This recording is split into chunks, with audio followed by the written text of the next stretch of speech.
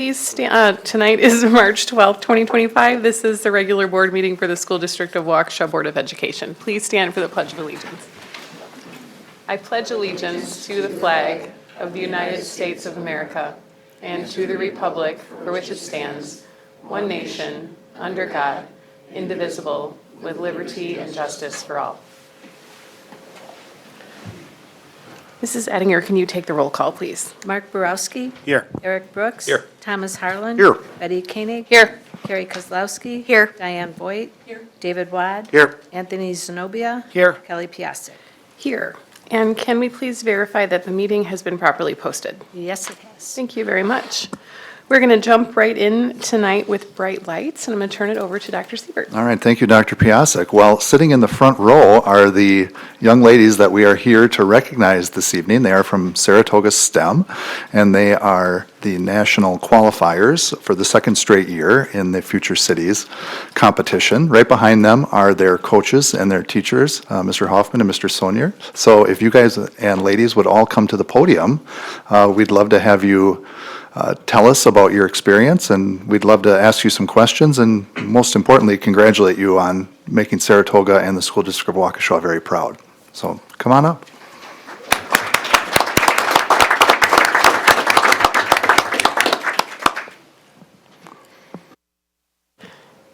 Just hit the button right there. There you go. Hello, I'm Emma. And I'm Minnie. We're from the Future City Team Nuevo Comienzo, and we would like to thank you all for the continuous support and provision of resources and donations. We are incredibly grateful for the opportunity we were given to progress our Future City experience and represent Wisconsin at nationals, as this project has taught us so many new things and pushed us in directions we wouldn't have guessed. From learning better ways of communication and presentational skills to using different technologies, having the privilege of going to a STEM school has provided us with so much experience and encouraged us down STEM-inspired paths that have taken us far in our city. From spending so much time in future cities researching ways to advance cities, we have gotten excited to learn further into the future of technology, innovation, community building, and culture. We have also learned irreplaceable life skills from a variety of important areas, with some relating to our models such as laser engraving and sublimation, while others helped improve the teamwork and communication skills within our group. This was especially important for us because we have 8 members. We had to take the time to consider and utilize different strengths and weaknesses for each member to allow us to be the most successful. Having so many different opinions also allowed us to get better at taking criticism and become more open-minded on the things we worked on. To wrap it all up, we would just like to reiterate how valuable this experience has been for us and how essential your donations, opportunities, and support have been. Thank you. Thank you. Don't go anywhere. Do you all want to introduce yourselves and tell us what grade you're in, what role you played on the team? I'm Estelle, and I'm a presenter. I'm McKenna. I'm in 7th grade, and I was a presenter. I'm Violet. I'm in 7th grade, and I built a lot of the model. I'm Emma. I'm in 8th grade, and I worked on the model and a little bit of the essay. I'm Minnie. I'm in 8th grade, and I did the essay. I'm Lena. I'm in 8th grade, and I was a presenter. Tell us a little bit about your city and what inspired the idea. I know there's a theme, so how did you come to your main idea? So our city's name was Nuevo Comienzo. Yeah, just a little closer to you. There you go. And we chose that name because it means a fresh start in Spanish. And we chose a fresh start, though, because it's the second most spoken language in Texas. And we are 15 miles off the coast of Texas. And we are located off of Port Isabel. And I think the inspiration for our city was that we are floating on water. And the theme for this year was Floating City. So we were forced to design a city floating on water. So we decided on Port Isabel, Texas. Awesome. Mrs. Koenig has a question. Well, great presentation. Congratulations.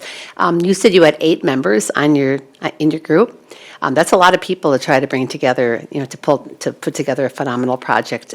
What do you think was one of the the key components to be able to work together, the 8 of you? What do you think? What are some special things that it took to do that?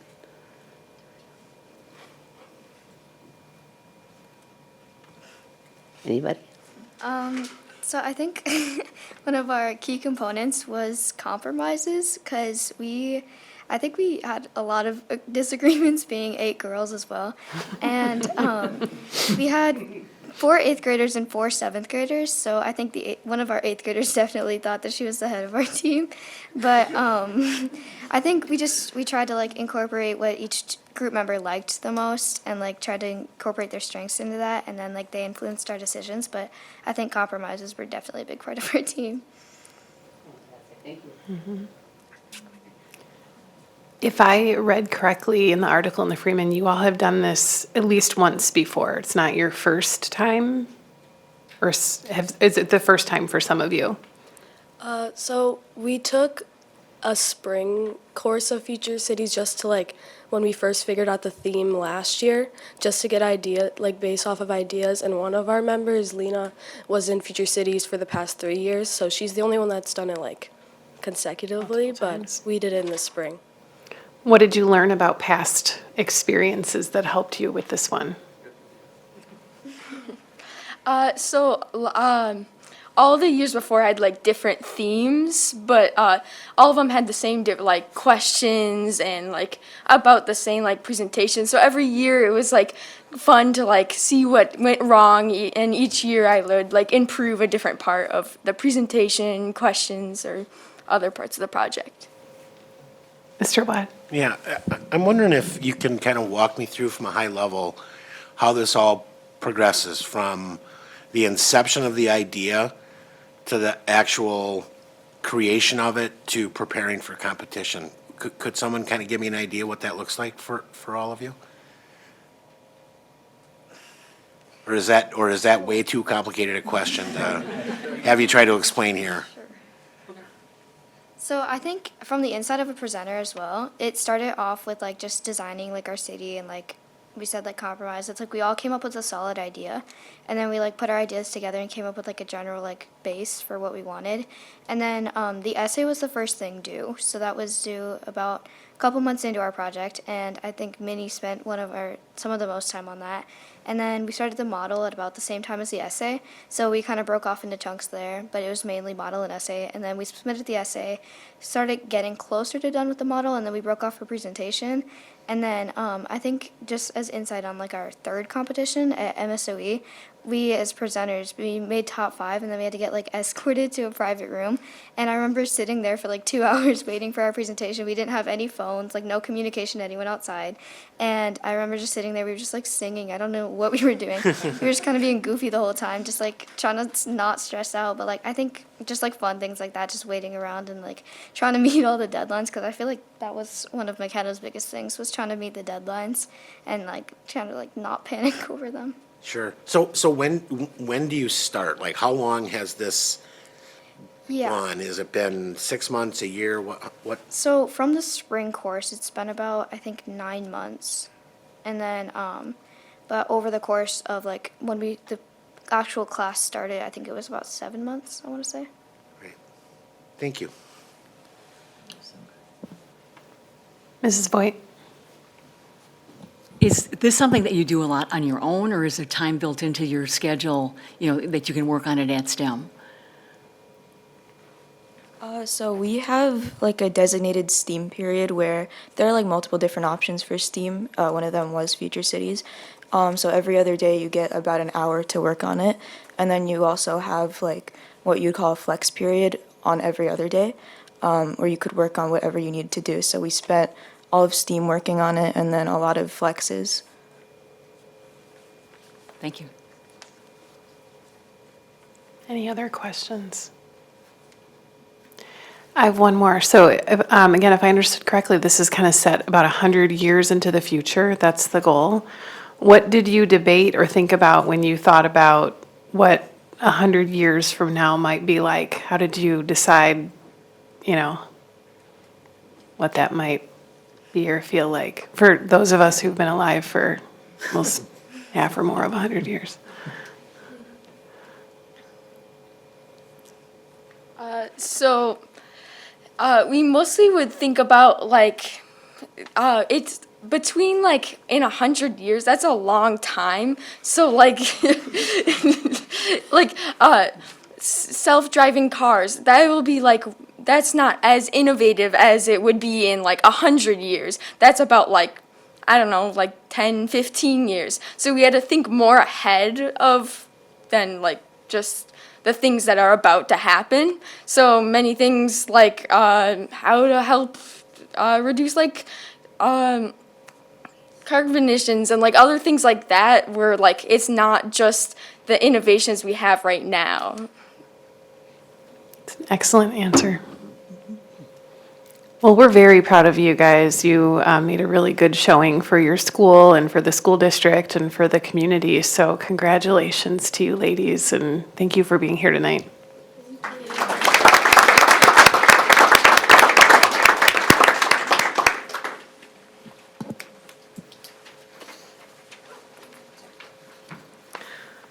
All right, we also have to catch up on some of our high school presentations this month because of our weather reschedule last week. So we have student reps from West and from South tonight. I'm going to hand it back over to Dr. Siebert to introduce them. All right, so thank you, Dr. Piasek. Yes, believe it or not, 1 month ago, we had tons of snow, right? And we rescheduled to a different night, so that's why we have our friends from Saratoga tonight and then 2 high schools. So West and South, we can go in either order. Would any of you like to go first? Maria and the South team are closer, so they'll be first.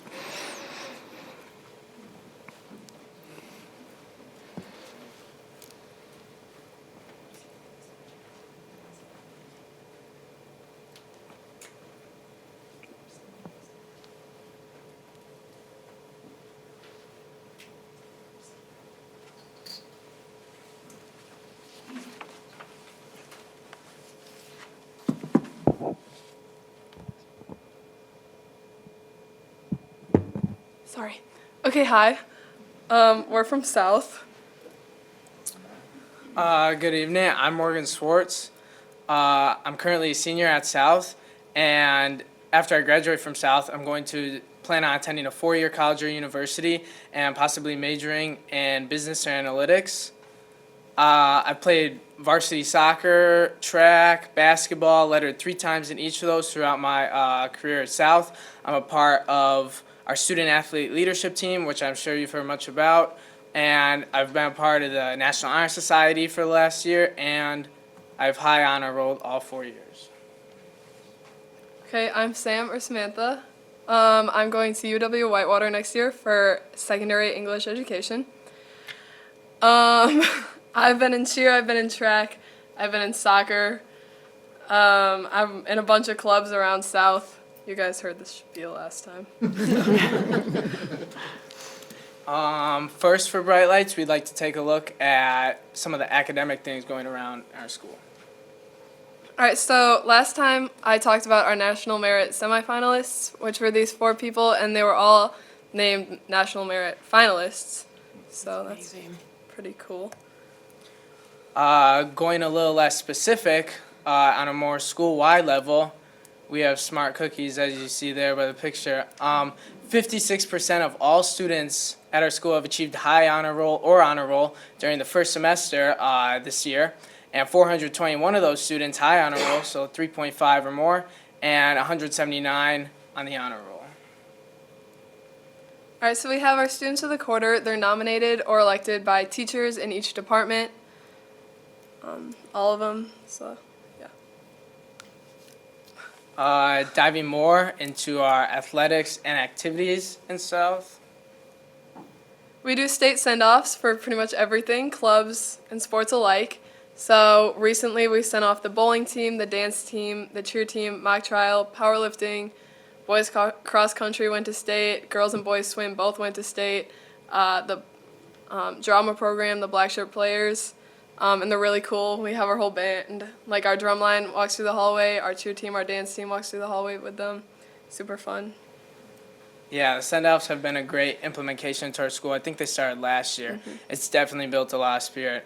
First, at least recently, we have at our dance team, which had a phenomenal season. They qualified for state in Division II POM and took home 7th place at state. They also attended the Contest of Champions Nationals in Disney World, I believe, and took home 3rd in the extra small POM. And finally, senior Julia Barron made the WAC PC All-State Dance Team. All right, and then cheer, which is my world.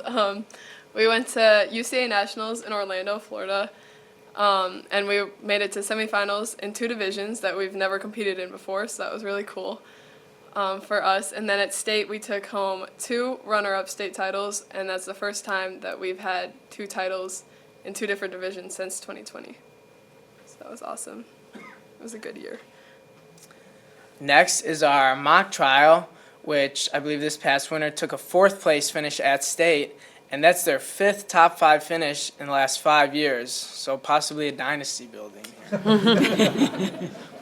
All right, and then we have powerlifting, which is also fairly new, but has been extremely successful. So 3 students made it to state. Their names are up there. And then Aiden Lenz broke the state record in the deadlifting. And then a few key honorable mentions here. This is Yoselin, or Yosei.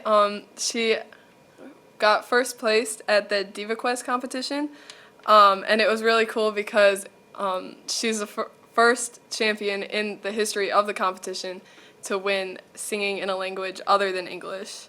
It was really cool for her.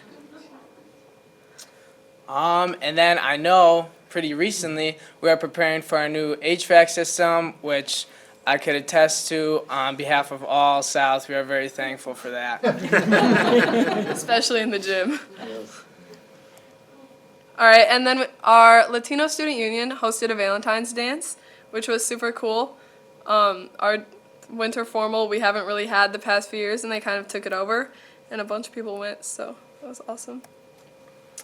And then also our black shirt players, so the drama club, put on just a couple weeks ago for their spring play the Mean Girls high school version, the Mean Girls musical, and our players are hoping to score some award nominations, I think nationally recognized for their amazing production, and it was a great show.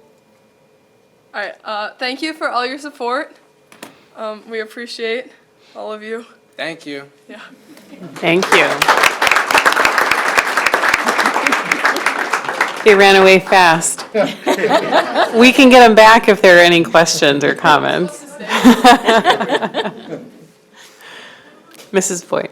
I just want to concur with you that indeed Mean Girls was an amazing production. I had a chance to see that on Friday night, and it was really, really good. Yeah. Anybody else? Okay, well, lots happening, and we appreciate all the updates from all of you, and good luck to you both. Thank you. Thank you. Thank you.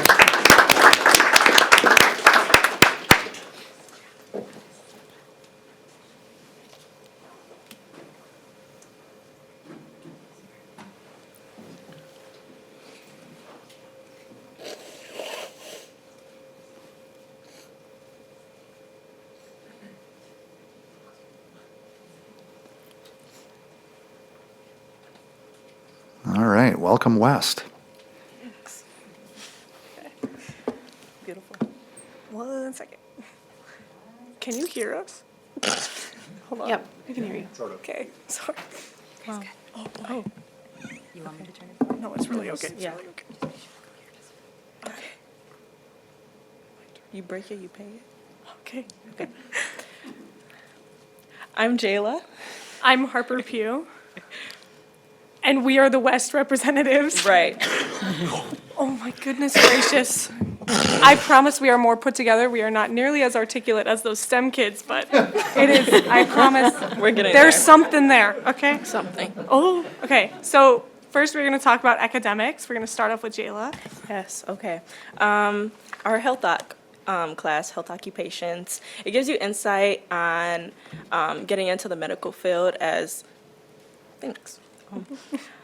We were able to learn how to take vitals and learn wound care and visit WCTC to get an insight on other people's careers and what they do within the medical field. And that class is taught by Mrs. Stigler. And then our Trek class, kind of like a whole nother avenue, gives insight on students individually on what they want to do when they go out into the real world. They just went to MSOE and were on a TV show called Make 48. Did not know they did that. And they were able to show light on their individual talents and, yeah. A little bit more on Trek. They kind of showcase your personal career interests. You're allowed to do any project that you want. I know podcasting is a really big one at our school. There's about 16 teenage boys screaming at each other in a room with headphones on. Really showcases their talent. And as for AP courses and co-op programs, Waukesha West offers 3 co-op programs: marketing, business, and health.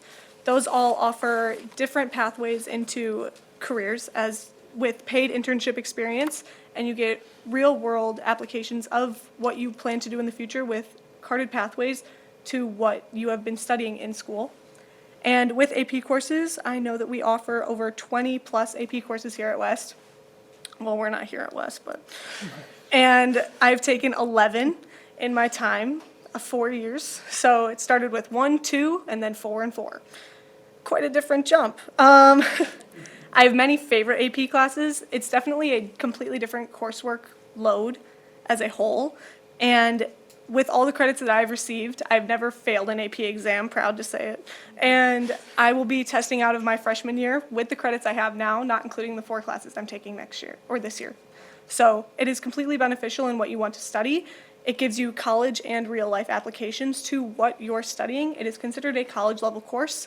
Our students are extremely well-versed in those areas as well, whether it's science, literature, composition, any of that. And our dual language students are, there's 40 freshmen in my AP Spanish class, and they outdo me every time. So it is impressive on all scales how much those students are able to accomplish. Athletics. Signing day was a great experience.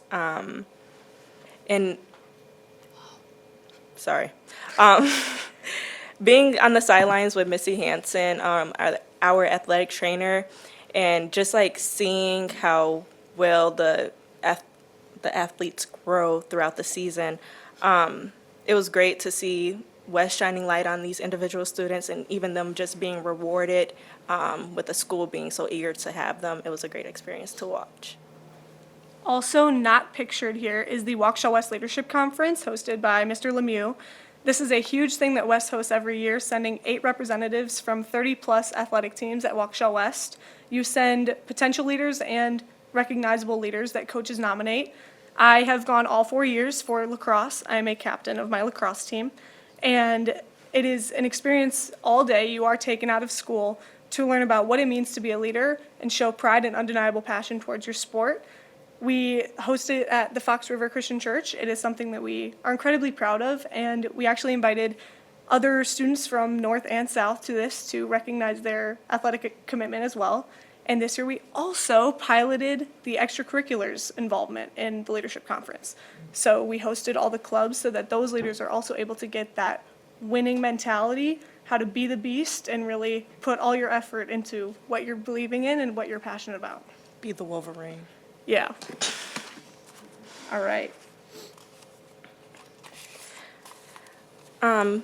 To touch more on athletics, West hosted the Classic 8 tournament on February 7th for wrestling and finished in 4th place overall as a team. West has a major support system for the students as well. Our senior Jordan Finsky made her 1,000th point record for girls basketball, and we did not let it go unseen at all. People ran onto that court. It was amazing.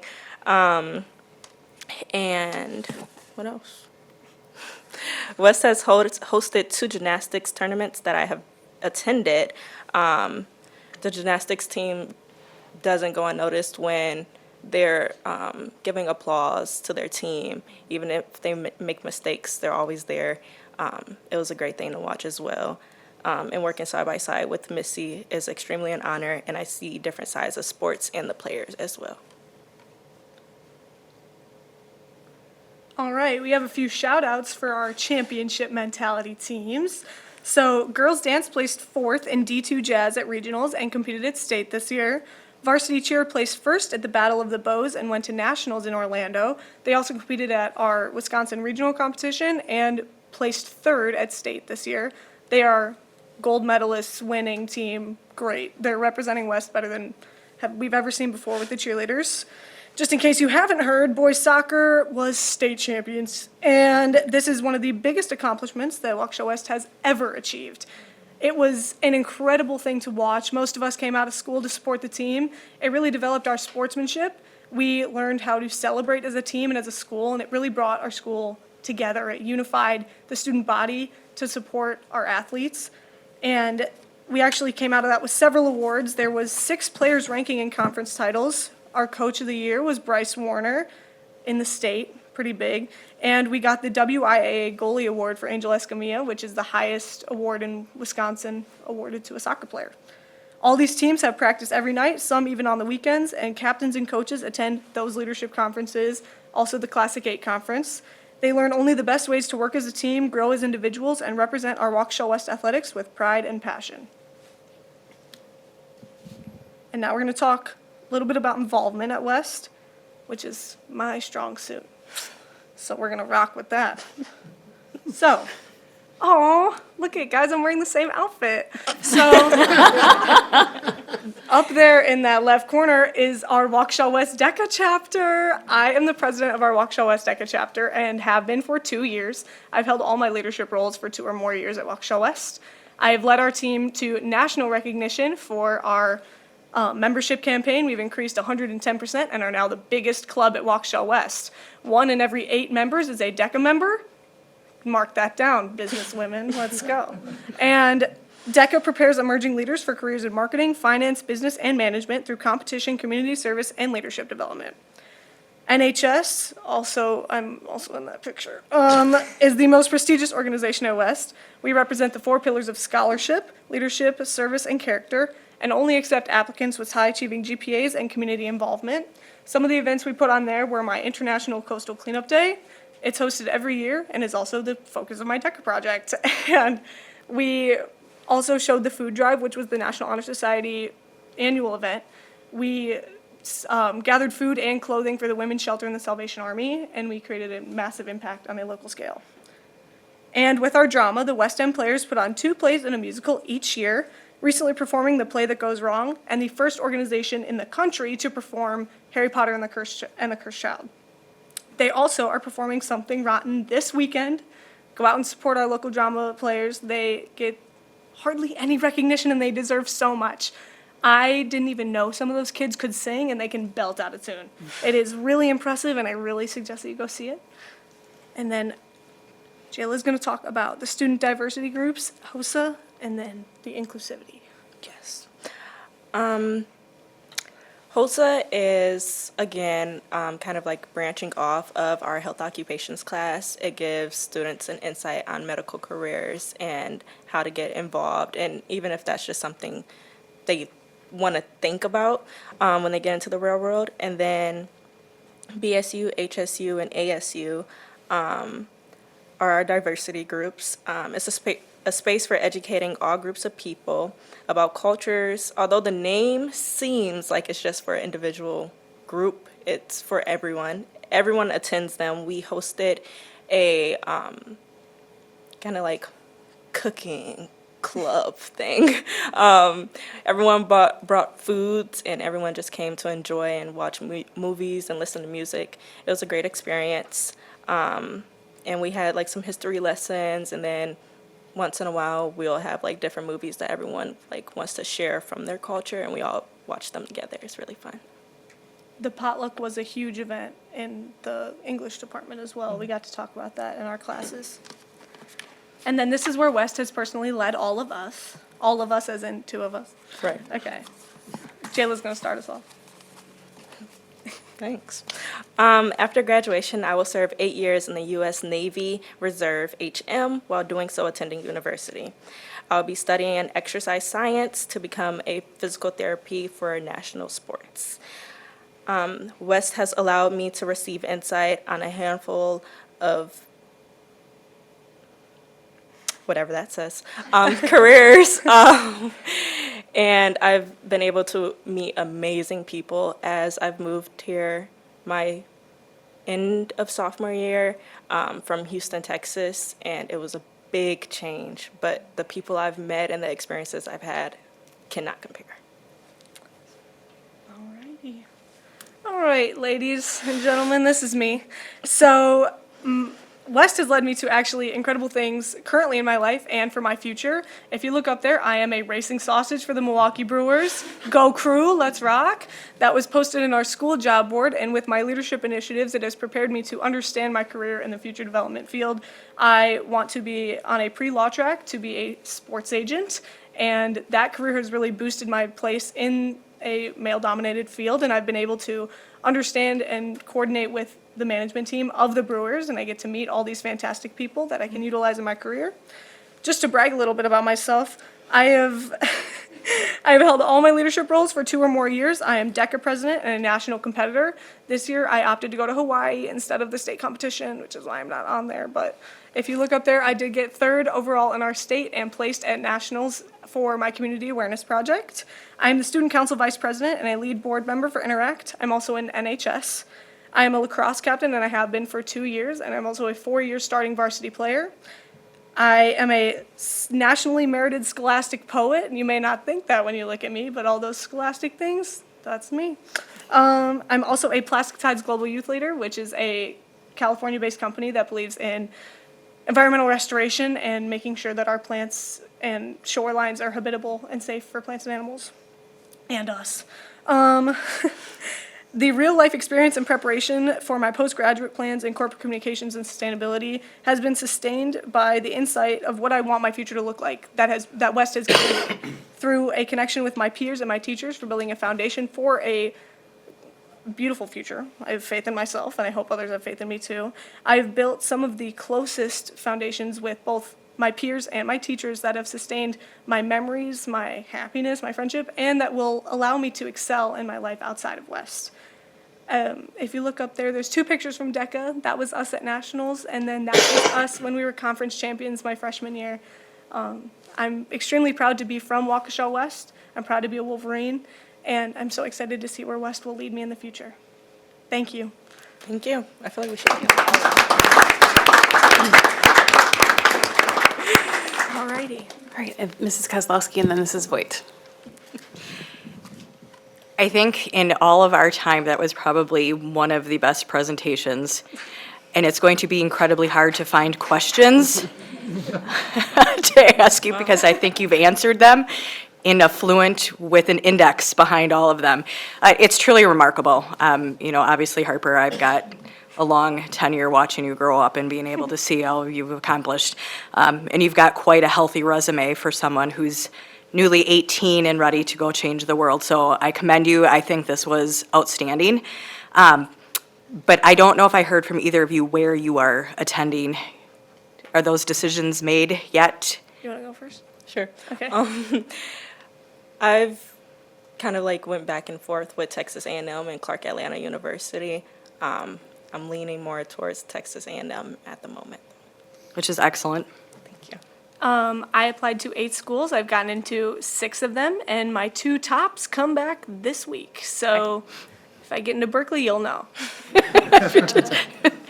Congratulations, ladies. This was really good. Thank you.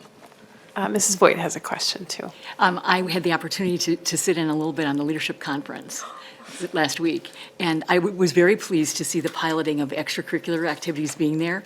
I had a chance to sit in one of the teen times, or the teen talk times, or whatever it was called, to sit in with the drama and band and esports that had just been successful in their competition as well. So it was truly a testament of the fact that they were expanding it to beyond, the winning mentality and the success mentality beyond just athletics.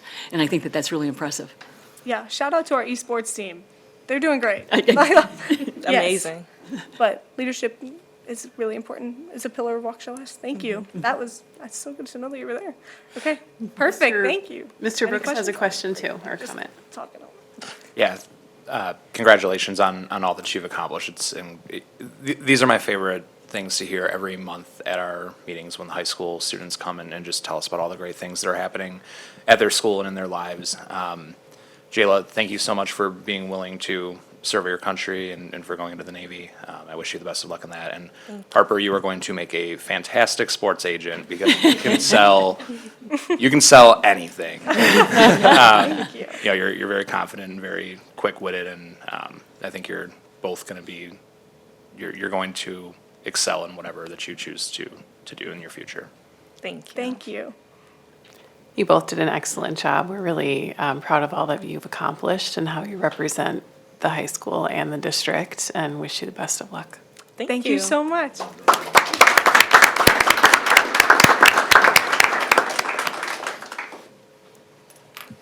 right. We are now at the section of our meeting where there's an opportunity for citizens to speak. We have 3 speakers tonight. Because there are 6 speakers or less, speakers will be notified at 3 minutes, but allowed up to 5 minutes to complete their comments. We expect all speakers to honor our time limit, refrain from using any inappropriate language, and to be respectful in their comments. Speakers who do not meet these expectations may be prohibited from speaking at future board meetings. Speakers are here to address the board, not the audience. The school board does not endorse any comments made by members of the community here tonight. We would like to remind our community members of the impact of their words on others and that our children are watching. We commit to communicating with you in respectful and productive ways and ask that you do the same. We also expect that the audience will be respectful of the speaker and of the board and refrain from responding with verbal comments, cheering, applause, or other behavior that will detract from the meeting. Please note that no obstructions can be created between the board and the audience. Visual aids cannot be used, and the area behind the speaker and podium will be clear during public comment. Also, in order to respect our speakers and meeting participants, please silence your cell phones. Our first speaker tonight will be Kira McCarthy.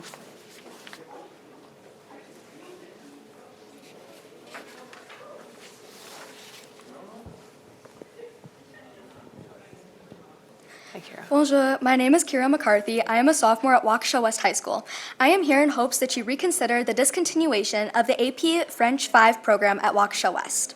I am currently enrolled in French 4, which is a combined class with AP French 5. Our school participates in a rolling curriculum, as do many other schools across the state. The AP 5 syllabus is rigorous, with 6 overarching units. As a French 4 student, I am learning the first 3 units of the AP 5 curriculum without AP credit because the school district said that next year I will learn the next 3 units. This gives students the knowledge to successfully pass the AP exam and improve our weighted GPA. The school district is stopping my education by only providing half of a curriculum. We are told that our current options are 1. To quit French altogether. This is not ideal, given that there's only 1 year left of the curriculum and we have already committed 4 years to get to the point where we are today. 2. E-Achieve. This option is nowhere near the equivalent to taking a class in person. Learning a language requires talking to your peers, receiving feedback instantaneously, and hearing correct pronunciation. Additionally, we form relationships with our peers and our teacher, which creates a safe, judgment-free space for us to communicate in the language we are learning. 3. Attend UW-Milwaukee in person. As a 16-year-old female, I do not find comfort and safety in going down to Milwaukee and walking the streets by myself. Additionally, I would need to drop some of my other academic courses to accommodate for the time spent driving. I confirmed that the other schools in the district no longer offer AP French 5, meaning that their students come to West to continue their French education. Removing French 5 from the entire district diminishes the district's offerings and advanced placement opportunities. It also impacts student resumes for schools like UW-Madison, who look for rigor and advanced language classes to set applicants apart. My class takes pride in our academic achievements, and we strive for excellence. The idea of French getting ripped away from us is truly heartbreaking. When I signed up for French in middle school, I was granted the opportunity for fluency, a better chance of getting accepted into difficult colleges, lifelong experiences, and relationships with peers that have helped me grow personally and academically. I would like to request that those of us that are currently enrolled in the French program be given the opportunity to finish out the full curriculum. Thank you. Thank you, Kara. Next up is Jennifer McCarthy. And just for clarification, Kara, I apologize, but we're not able to engage like Q&A during the public comment, so we just have to listen. Thank you. Jennifer. Thank you. So that was my daughter that just spoke. I'm a little teary-eyed because I'm so proud of her, right? She's very well-spoken, and she certainly takes a lot of pride in her studies and her academic achievements. And I'm here today because I think as the school district, you should understand what has happened to these students and the teachers and the lack of professionalism and lack of communication that happened in telling the students that there would not be a French 5 class next year. So as Kira said, she's been here in French for 4 years. She was anticipating taking French 5, and during a different academic class, she was called out of class, as opposed to calling her out during a study hall, which she has, or a homeroom, which she has. She was brought down during an academic class with no warning whatsoever, and was told by the counselor they would no longer be offering AP French 5. She had 24 hours to make a decision as to what she was going to do next year. They gave her false information, telling her that she could take a class at Carroll. She cannot. They didn't do their research. But more concerning than this, my poor kid that came to the class, or out of class, and learned that a class she really cared about, she was not going to be able to take. That teacher was not even given the dignity of knowing that her class was canceled before the students were. She had no idea. And that is not okay. It is so unprofessional. I sent a message to the teacher saying, no, how could this be? She's one of the best teachers in the entire school, and she had no idea. How could we do that as a district to a valued employee? She was just literally marginalized and made to feel insignificant, that she found out from a parent and from teachers that the course that she worked so hard for with this rolling curriculum, she would not be able to continue. It's really sad. And I'm here to talk to you certainly about reconsidering continuing the French 5 program, but also if a class were to be discontinued in the future, there needs to be better communication for the teacher, for the students. There needs to be a plan that's laid out. It just was so unprofessional, and the lack of communication was really disheartening. In addition, Kira sent a message twice, 2 emails to Ms. Garcia at the district office, and didn't receive a response. Shame on the district. Shame on them. A 16-year-old kid, she worked so hard on that. She poured her heart and soul into how she felt. She asked questions. It wasn't just a statement. She asked questions, and she didn't receive a response. Her principal just saw her in the room, said hello, seeing that her student is going to speak the next moment, and she walked out of the room. What are we teaching? 2 minutes. I don't know what we're teaching these kids. That's what they see. And I know that's not what the district stands for. So I am asking you first to please reconsider offering French 5. It's a rolling class, 4 and 5s together, so that they can finish their curriculum, take the AP class, be set up for success in college. That's the first. But the second is to really create a plan for the district where when things change, the teacher, the subject matter expert is consulted. I mean, not a unilateral decision made in an office without talking to that subject matter expert. That's very poor. So please, I'm asking that you create a process to speak with the teachers, to have a plan, to understand what the options are for the students, to clearly communicate to the students, and to allow them appropriate time to make decisions for their future, not feel railroaded into having to make a decision in 24 hours, which, by the way, we don't have to do. And we didn't, because she doesn't know what her options are right now. Thank you for your time. Thank you. Our last speaker tonight is Paul Reese.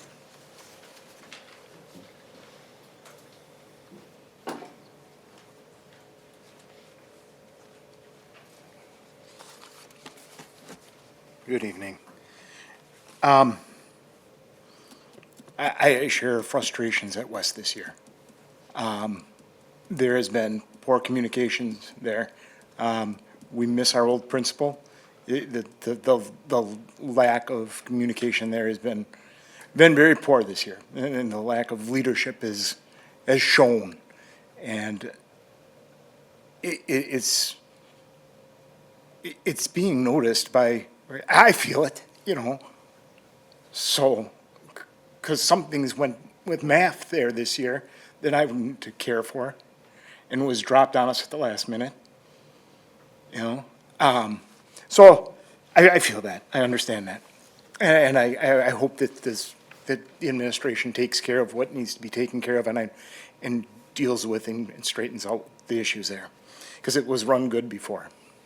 I've been coming here for more than 15 minutes, as someone you know. I've actually been coming here about 14 years now. I've witnessed and sat through 3 different presidents, and pretty much everybody in here is different except for one person who's been here longer than me. And so I'm offended when I hear this board being challenged on its integrity, that it isn't transparent, that it lacks transparency. I've been here for a long time. I've seen the sausage made. Sometimes it's ugly, usually it's not, and that's why we have committee meetings. And that's why the board members can talk to the administration and work things out. But lacking transparency, I've seen the sausage made here, and I've seen it be ugly. And what more do you want? I don't understand. Most of you are pretty well educated and able to track things on your own and come up with your ideas on your own. And sometimes they differ, but sometimes they don't. And that's always been the case here. I've not seen anything different. I've been coming here so long. I remember when Kurt O'Brien and Steve Edlin used to get into it, and Steve Edlin would do it for fun, And so I've seen this being made, and I've seen what goes on here. And this board acts no different than any other board. It's not. I don't. It's a baseless accusation to undermine the integrity of this board, and I can't stand that. If you're going to do something, have a legitimate argument. Don't make a baseless accusation out of nothing. Have a legitimate thing to say. Don't be so weaselly yourself. I've appreciated what this board's done and the steps it's made forward. I really have. It's on leaps and bounds. And so that's all I have to say tonight. And thanks for your time. Thank you. All right, that concludes our public comment section for tonight. We'll move into our regular business. We'll start with minute approvals. We have 3 sets of minutes for your consideration. We have the February 13th regular board meeting, the February 13th executive session, and the March 3rd executive session expulsion panel. Mrs. Voigt. I move approval of the minutes as presented. Second. Seconded by Mr. Zenobia. Any questions or comments? Ms. Ettinger, would you take the roll call, please? Betty Koenig. Aye. Mark Borowski. Aye. Eric Brooks. Aye. David Wad. Aye. Anthony Zenobia. Aye. Thomas Harland. Aye. Carrie Kozlowski. Aye. Diane Voigt. Aye. Kelly Piasek. Aye, passes 9-0. We'll move next into our WEF report. Mrs. Koenig. Thank you, Madam President. The Waukesha Education Foundation Board of Directors met on March 6, 2025. First thing to mention is the WEF scholarships. Our scholarship portal is now open and is closing on 3/20 at 11:59 p.m. So get those scholarship forms sent in. WEF grants. Our annual grant application will close on April 7th. The WEF is proud to share that we will be offering $58,000 in educator grants this May. This is a new record for our organization. The WEF still welcomes the opportunity to visit schools or a staff meeting to answer any questions, and we have appreciated the invitations to visit. The Evening for Education coming up next week. The Evening for Education is next Tuesday, March 18th, 2025. Event info has been sent out to all guests. Visit the site directly at wefefe25.givesmart.com or text WEFEFE25 to 76278. The silent auction will open online on Thursday, March 13th. The 2025 Partners in Education reception is on 6/17/25 at Carroll University from 4:30 p.m. to 6 p.m.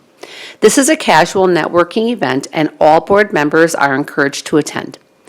Meet our sponsors, our scholarship donors, and our recipients, as well as our 2025 grant winners. Golf, never too early to talk about that. The golf outing will be open for registration on March 18th. Visit WEF Golf 25, let me say that again, wefgolf25.givesmart.com or text WEF Golf 25 to 76278. While we have already sold a lot of sponsorships for this event, more are available. Any questions, please reach out to the WEF office at extension 1143 or email Lynette. Madam President, this concludes my WEF report. Thank you. Thank you, Mrs. Koenig. All right, we'll move into the consent agenda. Mr. Clark, would you start with the public gifts? Yeah, 3 gifts to share today. West High School received $1,000 from Eric and Jenny Brown to be used to cover expenses related to West 2025 Leadership Conference. Waukesha North received $500 from Jason and Maribel Wydorf as a donation to the girls' swim team. And then Hadfield Elementary received $7,386 from Carroll University to be used to provide hands-on experiences for the students. Thank you for that. Thank you for all of those generous gifts. In addition to the gifts report, your agenda includes various categories for approval. If any board member wishes to have an item set aside for separate consideration, you'll have that opportunity in a moment. Included in the items for approval tonight are the decisions of the expulsion panel, which met on March 3rd. A confidential communication regarding the details of the expulsion was in your Friday packet, along with the minutes included under item 1H. If any board member wishes to discuss this item, we have scheduled an executive session at the close of the regular meeting. Approval of the consent agenda confirms full board agreement with the expulsion panel's action. In addition, the policies for approval under the consent agenda include Policy 5611, due process rights being rescinded, Policy 8395, student mental health services, Policy 5610, suspension and expulsion, and Policy 5505, academic honesty. If any board member wishes to have an item set aside for separate consideration, please indicate so at this time. Seeing none, Mr. Borowski, will you present the consent agenda for approval, please? Yes, thank you, Mrs. President. Earlier this evening, the Human Resource and Compensation Committee approved 10 resignations, 1 retirement, and 1 leave of absence. The information was provided in a packet, and an addendum was placed on your desk. I move that the consent agenda be approved as amended. Second. Seconded by Mr. Wad. Any discussion or questions? All right, Mrs. Ettinger, would you take the roll call, please? Carrie Kozlowski. Aye. David Wad. Aye. Betty Koenig. Aye. Eric Brooks. Aye. Diane Voigt. Aye. Mark Borowski. Aye. Anthony Zenobia. Aye. Thomas Harland. Aye. Kelly Piasek. Aye, passes 9-0. We'll move into the superintendent's report. Dr. Siebert. Thank you, Dr. Piasek. Tonight we can begin, as always, with the overnight field trip report given by Ms. Getterman.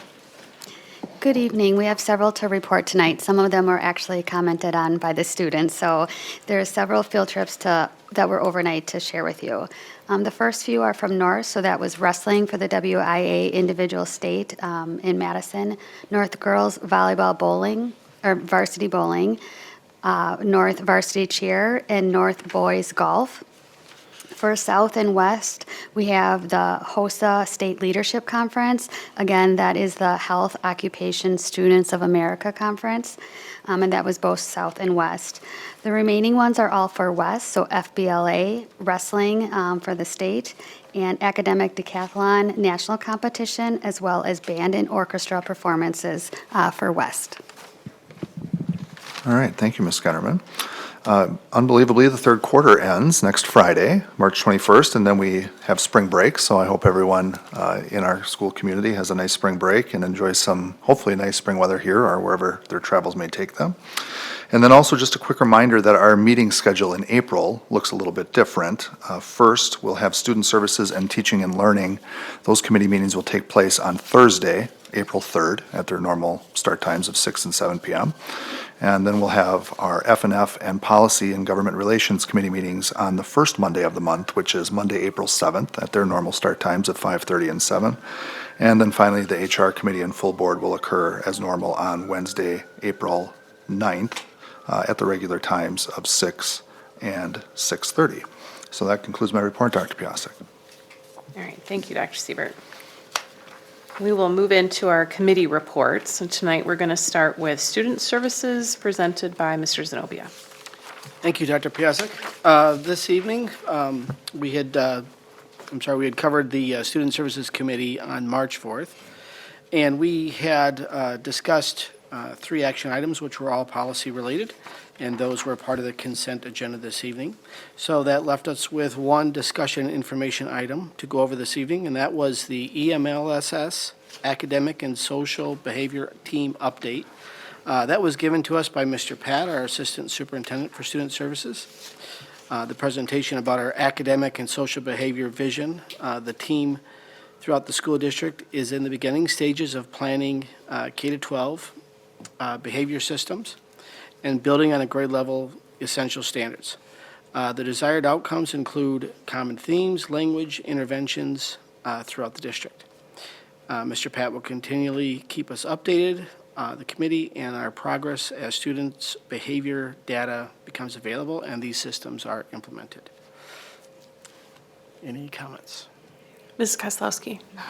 Yeah, I wanted to really highlight this one because it's not just a normal update that we usually see in the past where we get statistics and metrics on how our behaviors are going within our schools, but rather it was a far more robust, comprehensive view about how we're beginning to manage behaviors and how we're teaching uniform, consistent principles. This is very consistent with our curriculum, that the same things are being taught at the same school or at each of the schools in the same content in the same ways, so that our district as a unified group is actually doing things together in the same manner and the same approach and being collaborative with each other to be able to monitor this.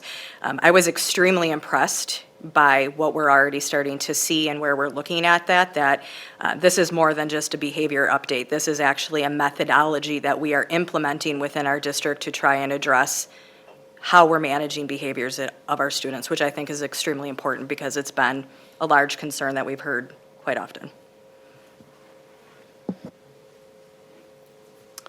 Well, go ahead. Sorry, I actually have a question.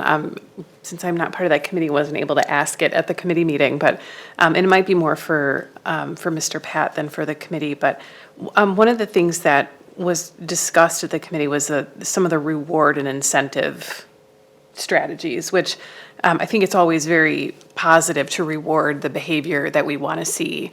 I wonder anecdotally, do we see, for example, students who are just kind of quietly well-behaved, right? So they're not disruptive, but there may not be necessarily the students that are going to try deliberately or feel that they have to earn some of those incentives. How do we account for those who may just not naturally want to earn versus they're pretty well behaved? I think it's a great question. That'll be a little different per school. The thoughtfulness around PBIS is really a culture shift. So you're really moving from maybe reacting to purposely seeking out behaviors. And so the vision will be is that individual schools will recognize the need to recognize students who are in that category, right? Like it's a culture shift along with a systems shift. So I don't know how it'll look exactly, but I know that in the conversations that are happening in these meetings, we now just had our third meeting here the other day where we looked at our different systems that do exist. So it's very clear our need to come together around common practices. What you're hearing from the different schools is they are conscious of that and of all students. So work to be done on it, but it is part of the culture shift and it is in the consciousness of the team that's moving forward. So I'll have more to report out as we move forward, for sure. Thank you. I think just knowing that there's some awareness and attention to that, and I'll be very curious to hear how that goes as we get more comfortable with some of that practice, but thank you. Yep. Thank you. That completes my short report this evening on the Student Services Committee. We meet again Thursday, April 3rd at 6 p.m. here in the boardroom. Okay, thank you, Mr. Zenobia. Any more comments on student services? Okay, moving on to human resources. Mr. Borowski, anything additional? No, we did meet earlier this evening, and we have no action items or no discussion or information items this evening.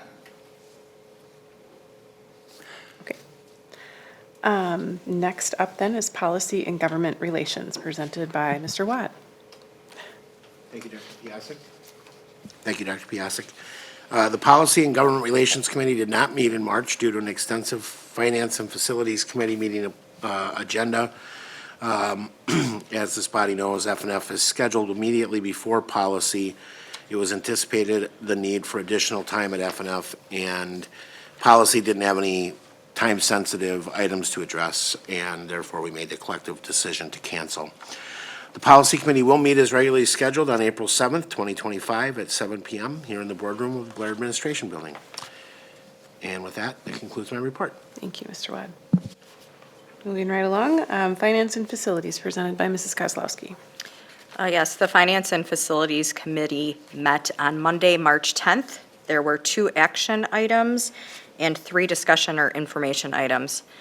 The first action item was a 3121 FICA alternative plan. The committee approved the transition of all part-time, seasonal, and temporary employees to the standard Social Security benefit effective July 1st, 2025, and I so move. I'll second it. Seconded by Mrs. Voigt, sorry. Any discussion or questions about that? Okay, Mrs. Ettinger, would you take the roll call, please? Anthony Zenobia. Aye. Eric Brooks. Aye. Carrie Kozlowski. Aye. Thomas Harland. Aye. Mark Borowski. Aye. Diane Voigt. Aye. Betty Koenig. Aye. David Wad. Aye. Kelly Piasek. Aye, passes 9-0. The second action item is the 2025-2026 student fees. The committee approved the student fee schedule for the 2025-2026 school year, with the only change from the prior year being a reduction in the parking fee for students from $100 to $75 per semester, and I so move. Second. Seconded by Mr. Wad. Any questions or comments? All right, Mrs. Ettinger. Thomas Harland. Aye. Diane Voigt. Aye. Betty Koenig. Aye. Anthony Zenobia. Aye. David Wad. Aye. Carrie Kozlowski. Aye. Mark Borowski. Aye. Eric Brooks. Aye. Kelly Piasek. Aye, passes 9-0. Moving to our discussion and information items. The first item is the 2023-2024 audit report. Brad Porter from Lauterbach and Amen attended virtually to share the results of the School District of Waukesha's 2023-2024 audit findings and financial statements. There were no internal deficiencies or compliance issues to report. It was a clean report.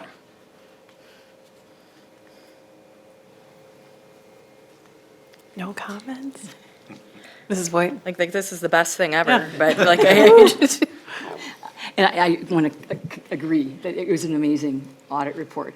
And I'm kind of a geeky one that used to teach accounting, and I do collect the audit reports, and I got a preview copy when I was here the other night. I really am impressed. Our former presidents used to always ask for a grade on it, and like our old like two ago audit firms would give us like an ABC kind of grade.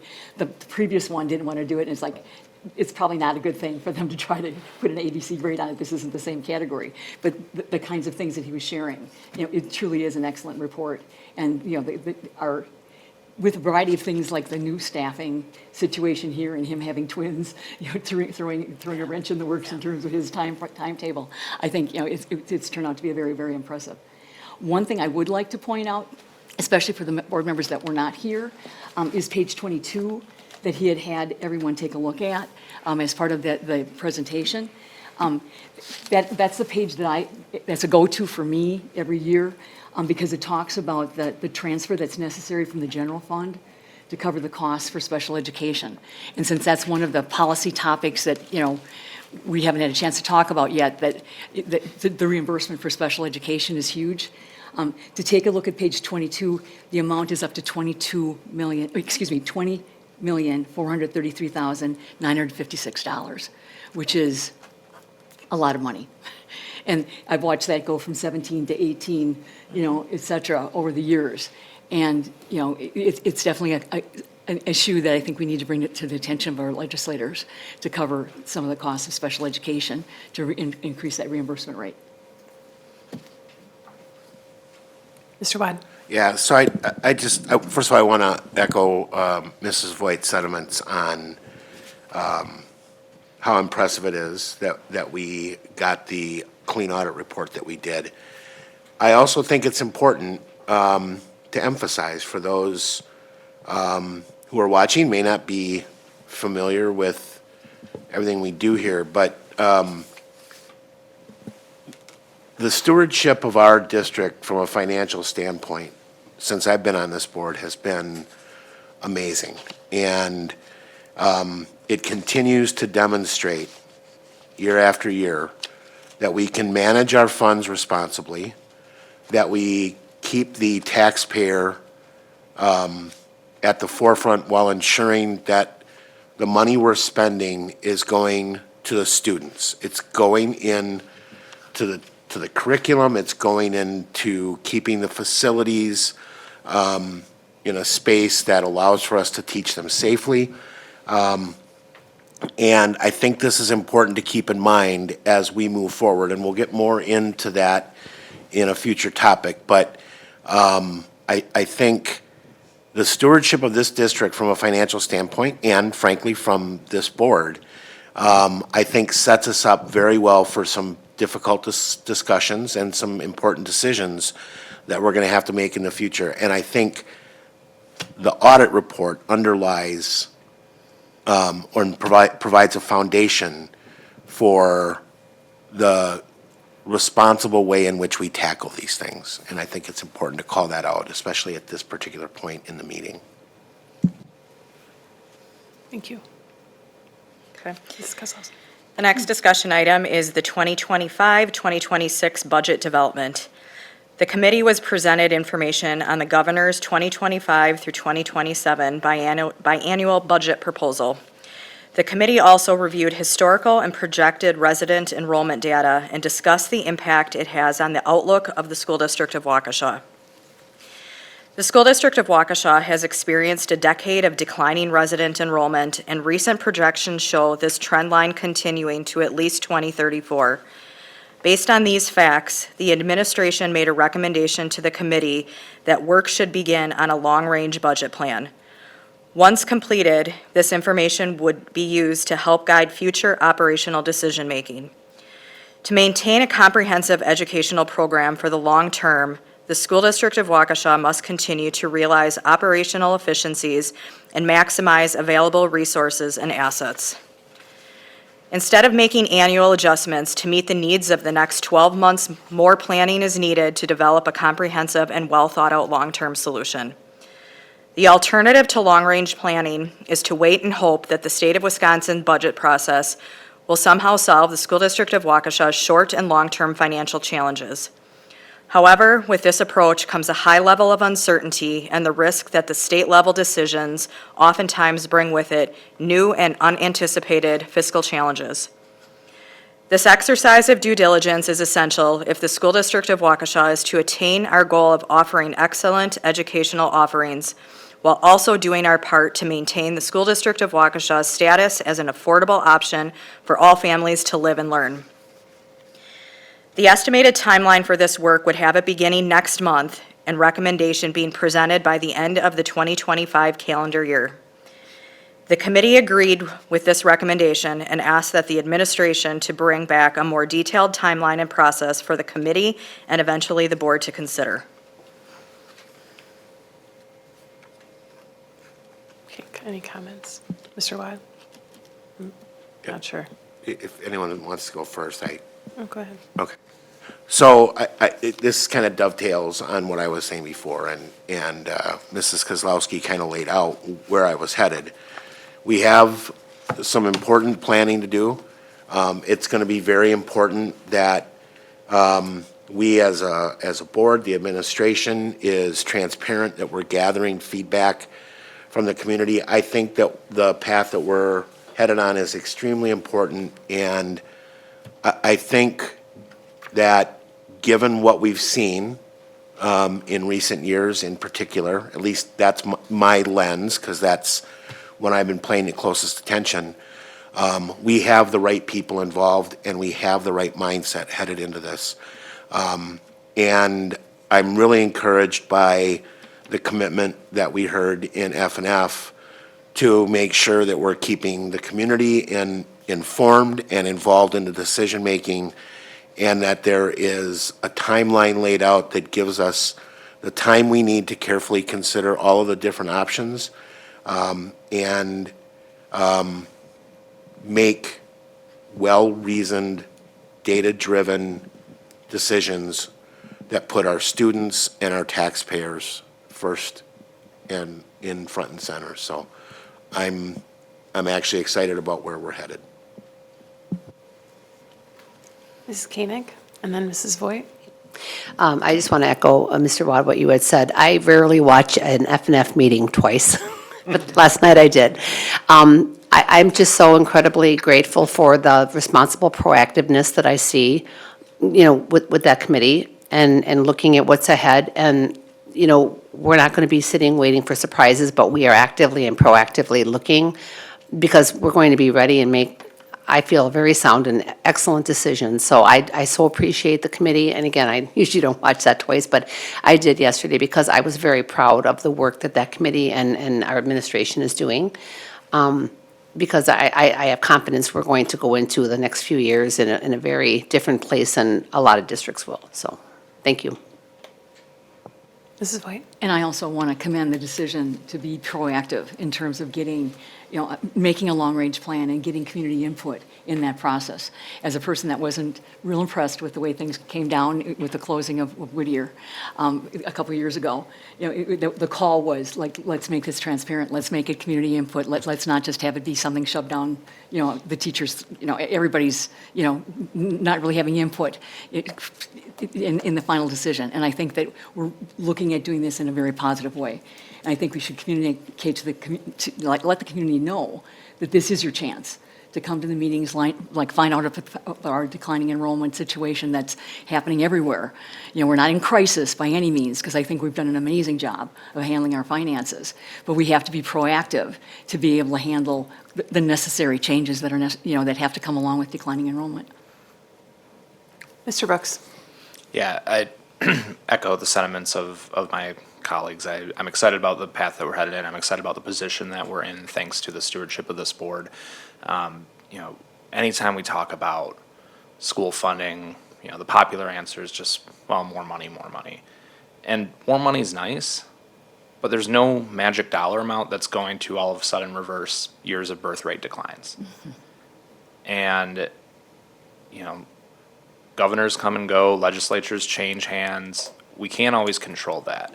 What we can control is what we're doing in-house and how we're maximizing the resources that we have to make sure that we're providing students with the best education possible while still being responsible to taxpayers.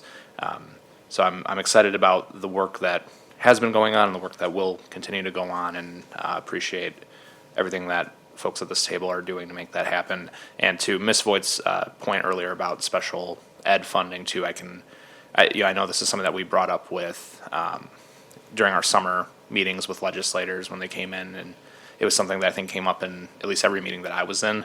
And I can tell you, just working on that side of the world, I think there's a lot of bipartisan interest in doing something on that. What that number is, everybody has a different number, but I think there's a genuine desire to do something, because I think a lot of folks, not just our lawmakers here in Waukesha who spoke with us, but across the state have been hearing this from their districts.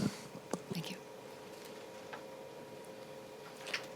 I'm just going to add one thing, and it's just a reminder that I think Mr. Clark reminds us all of often, and that is this is an interesting industry, because we start our fiscal year without a budget, and we operate several months of our fiscal year without a budget. And when we have a state biennial budget that isn't necessarily always as reliable as we need it to be. And there are a lot of moving pieces above and beyond enrollment and birth rate that are out of our control, that it is in our best interest in taking control of some of those strategic priorities well in advance of kind of waiting for those things to happen. So it is just a really interesting scenario where we're trying to plan retrospectively, and we can't necessarily control all those factors. So I think anything that we can do to have a little bit more predictability and control over some of the things that we control will be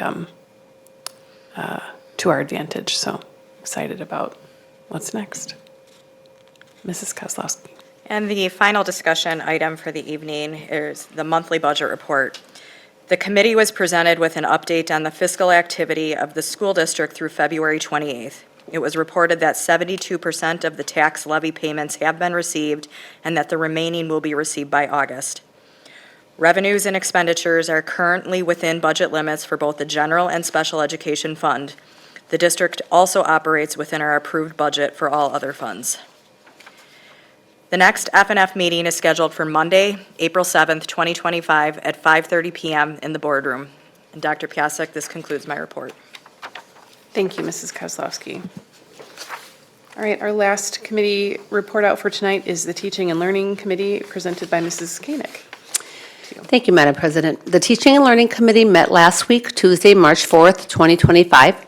We have one action item and 4 discussion information items that appear on the agenda for teaching and learning this evening. Our first action item is the approval of the middle school science resource. This topic was first brought forward at the August 2024 Teaching and Learning Committee meeting. Middle school science courses are seeking a new curricular resource to support the implementation of a guaranteed and viable curriculum at Les Paul, Butler, and Horning Middle Schools. The current curriculum and resource, iQuest, has been in place since 2016. The Middle School Science Committee completed a historical review, identified best practices aligned with state and national frameworks, and piloted possible curricular resources for adoption based on these frameworks. The team presented their findings and recommendations at the January 2025 committee meeting as part of the curriculum design process and returned last week for final approval. On a vote of 5-0, the Teaching and Learning Committee approved the recommended resource, Bring Science Alive, for middle school science as presented. The committee requests board approval, and I so move. Second. Seconded by Mr. Brooks. Any questions? All right, Mrs. Ettinger, would you take the roll call, please? David Wad. Aye. Thomas Harlan. Aye. Diane Voigt. Aye. Mark Borowski. Aye. Betty Koenig. Aye. Anthony Zenobia. Aye. Eric Brooks. Aye. Carrie Kozlowski. Aye. Kelly Piasek.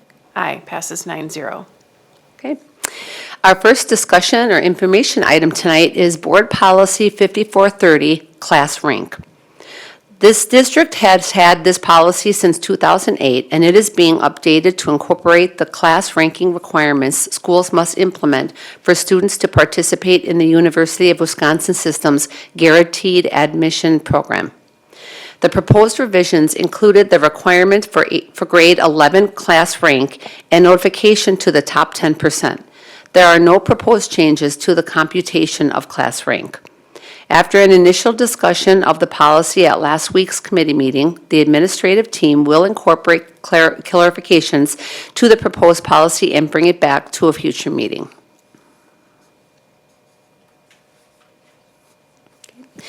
Our second discussion information item tonight is the AP Economics resource. The AP Economics course has not been reviewed or revisited since 2006 or revised. The College Board introduced changes to the course and exam in the 22-23 school year.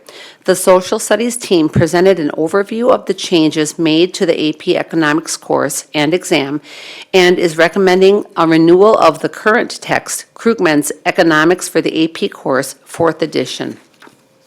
The team shared the following aspects of the text: precise alignment to the course examination descriptions, modular structure, economic skills practice, AP exam practice test bank that provides multiple choice questions and writing prompts aligned to the exam, guarantees true common assessments. Materials were provided to the committee members for review, and other board members can contact Stacy Koss-Schmidt for access to the materials if they'd like. Our third discussion item tonight is the Spanish resource. Spanish World Language materials were last adopted in 1999, with the curriculum scope and sequence being revised in 2019. Changes in digital technology and pedagogy have outpaced our current SDW Spanish curriculum for Spanish 1 through 4. Spanish 5 and 6 are AP Spanish Language and Literature courses aligned to AP College Board standards. The team is seeking materials that support quality and impactful pedagogy, including a succinct scope and sequence between Spanish levels 1 through 6 and overall guaranteed and viable curriculum resources so our students have a common learning experience. The resources being recommended are Reporteros for Spanish 1 through 4, Generation AP for Spanish 5, which is AP Spanish Language, and Asujelo for Spanish 6, AP Spanish Literature. The team reviewed these points for each text. First, alignment to standards and a clearly articulated scope and sequence. Second, a shift in language acquisition from learning about a language. Third, authentic resources to engage learners. Fourth, effective pre- and post-assessments to diagnose points of confusion and support success. Fifth, student supports for differentiated learning. And sixth, teacher instructional supports to engage all learners. Materials were provided to the community members for review, and other board members can, again, contact Stacy Koss-Schmidt for access to the materials. Mr. Watt. Yes, thank you. So I just wanted to call out a couple of things from having watched that presentation. First of all, it was another reminder as I listened to the folks who brought the presentation to us talk about how much of the current curriculum is self-curated, the challenges they have with finding good digital or video online materials, trying to do it that way. It just reminds me of how far we've come as a district, in not just in Spanish, other foreign languages, but this has been a process that I've watched for the last several years, and I just think it's something we need to continue to call out and remind people how far we've come and the commitment that this board and this administration has made to improving the structure and sequence and proven reliability of the materials that were provided. And I'm also, on a related note, was so impressed with the presentation, as I am almost every time, these groups who are reviewing and proposing new curriculum or updated curriculum, with the effort that goes in to researching the materials, gathering feedback from staff and students, thinking through how it will, help students that are, not only in that course load, but also the broader district-wide implications of standardizing those materials across the district and the collaboration that creates among teachers in that discipline. And it was another great example of it. I know I've talked about this in the past, but I don't think we can talk enough about the gigantic strides we've made in this area and making sure that we are prioritizing the materials we're providing to our students in the classroom and the quality of the education and training we're giving to our staff who present that.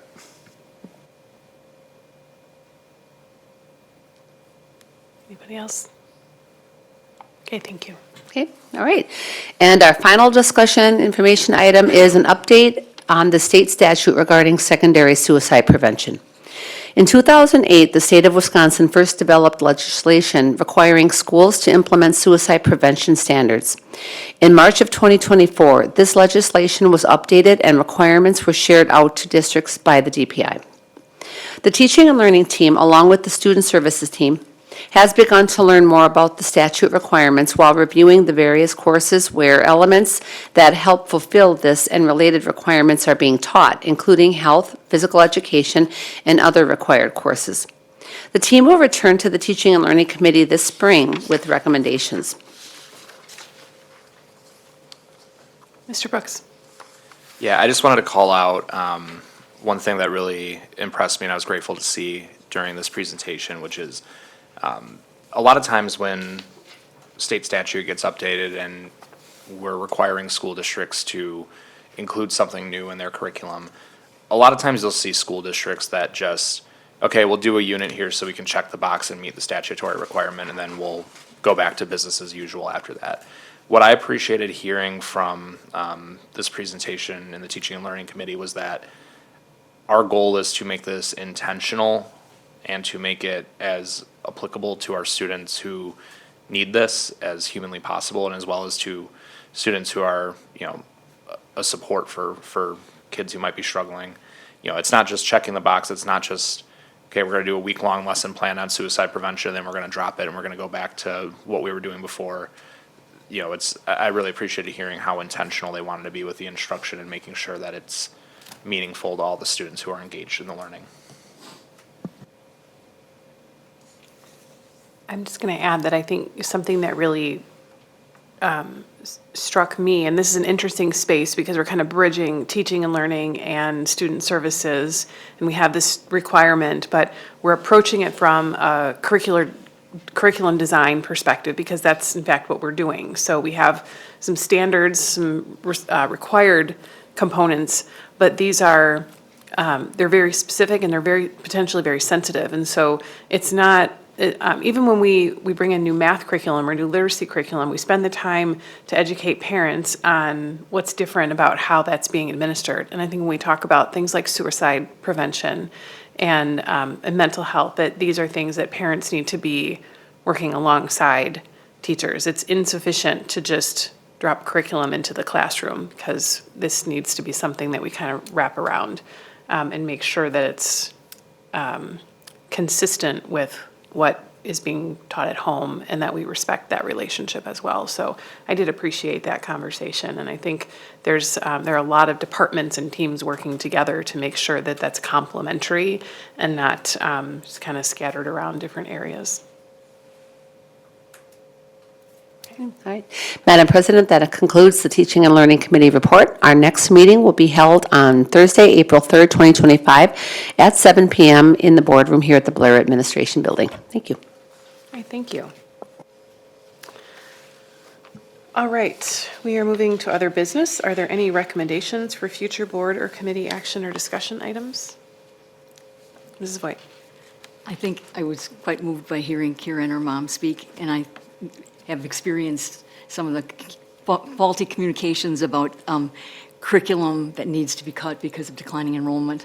It kind of is a carryover to our earlier discussion, but as an elective teacher for years, we're driven by supply and demand. How many kids want to take a class, and it can only be offered if there's enough to have it be there. And I have been part of many of the discussions of where the kids find out before the teacher knows that a certain class is not going to be offered.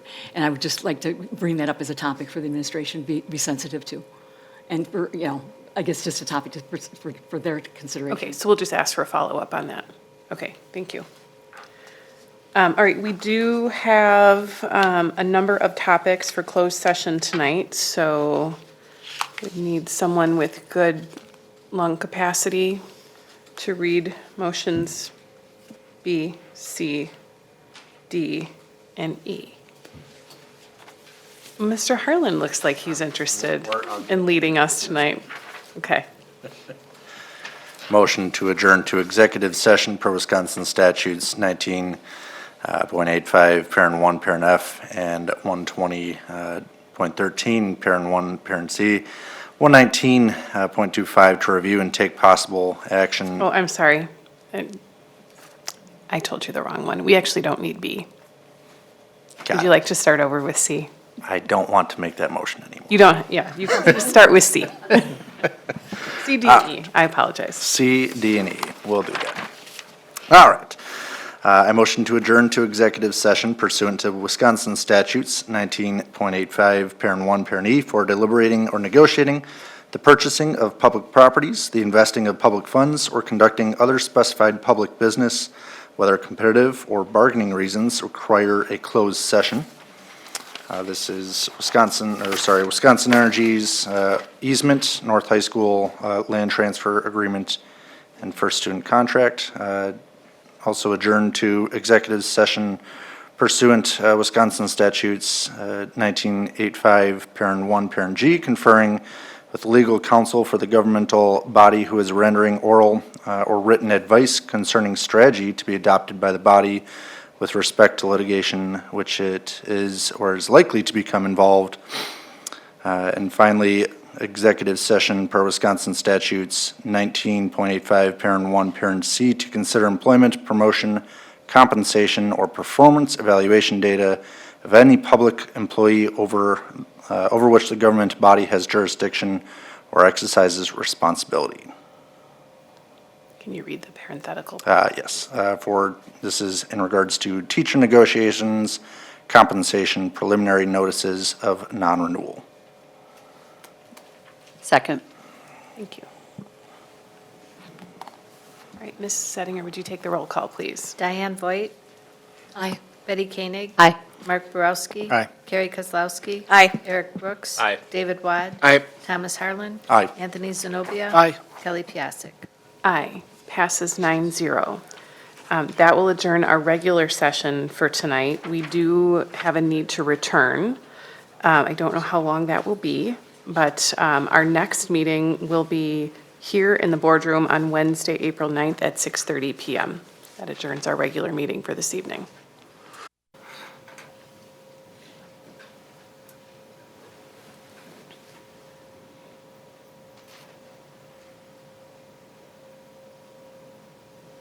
Okay, are we live? Okay, we are reconvened into open session with a couple of actions. So, Mr. Watt, would you please take the roll call? Yep. Betty Koenig. Here. Mark Borowski. Here. Eric Brooks. Here. Anthony Zenobia. Here. Thomas Harlan. Here. Carrie Kozlowski. Here. Diane Voigt. Here. David Wad. Here. Kelly Piasek. Here. All right, Mrs. Kozlowski, I think you have an action on the stormwater easement, or the We Energies easement. Thank you. I motion to approve the We Energies easement as part of the North Drainage Project as recommended. I'll second it. Seconded by Mr. Borowski. Mr. Watt, would you take the roll call, please? Yes. Carrie Kozlowski. Aye. David Wad. Aye. Betty Koenig. Aye. Eric Brooks. Aye. Diane Voigt. Aye. Mark Borowski. Aye. Anthony Zenobia. Aye. Thomas Harlan. Aye. Kelly Piasek. Aye. Passes 9-0. Mr. Borowski, do you have an action on the HR side? Yes, just to remind everyone, the preliminary approval of non-renewal is the process needed to meet statutory requirements for giving notice of non-renewal recommendation. Employees that are considered for non-renewal due to program enrollment have been informed of this process. I move to approve the preliminary notices of non-renewal as discussed in closed session. Second. Seconded by Mr. Wad. All right, Mr. Wad, would you take the roll call, please? Yes. Anthony Zenobia. Aye. Eric Brooks. Aye. Carrie Kozlowski. Aye. Thomas Harlan. Aye. Mark Borowski. Aye. Diane Voigt. Aye. Betty Koenig. Aye. David Wad. Aye. Kelly Piasek. Aye. Passes 9-0. That closes our business tonight. Meeting adjourned. Thank you.